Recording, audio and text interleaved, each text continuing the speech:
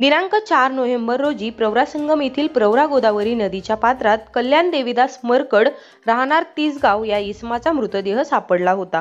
या प्रकरणी कल्याणच्या भावाने नेवासा पोलीस स्टेशनमध्ये फिर्याद दिली होती, ज्यावरून खुनाचा गुन्हा दाखल करण्यात आला होता।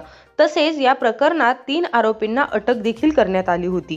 तपासादरम्यान समोर आलेल्या माहितीनुसार दिनांक 1 नोव्हेंबर म्हणजेच दिवाळीच्या दिवशी या आरोपींनी देवीदास मरकड यांच्यावर देशी कट्ट्याने गोळ्या झाडून खून केला होता। खून केल्यानंतर त्यांनी देवीदास यांचा मृतदेह हुंडाई क्रेटा गाडीच्या डिकीत ठेवून प्रवरासंगम येथील पुलावरून नदीच्या पात्रात फेकून दिला। या प्रकरणात वापरलेली हुंडाई क्रेटा गाडी पोलिसांनी यापूर्वीच जप्त केली होती।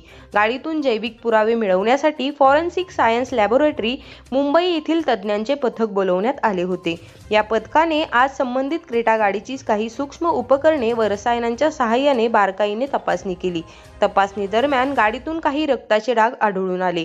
हे रक्ताचे नमुने पोलिसांनी जप्त केले असून पुढील तपासासाठी प्रयोगशाळेकडे पाठवले जाणार आहेत। मिळालेल्या ठोस आणि भक्कम पुराव्यांमुळे आरोपींना शिक्षा होण्यास मदत होईल, असे या गुन्ह्याचे तपास अधिकारी पोलीस निरीक्षक धनंजय जाधव यांनी सांगितले।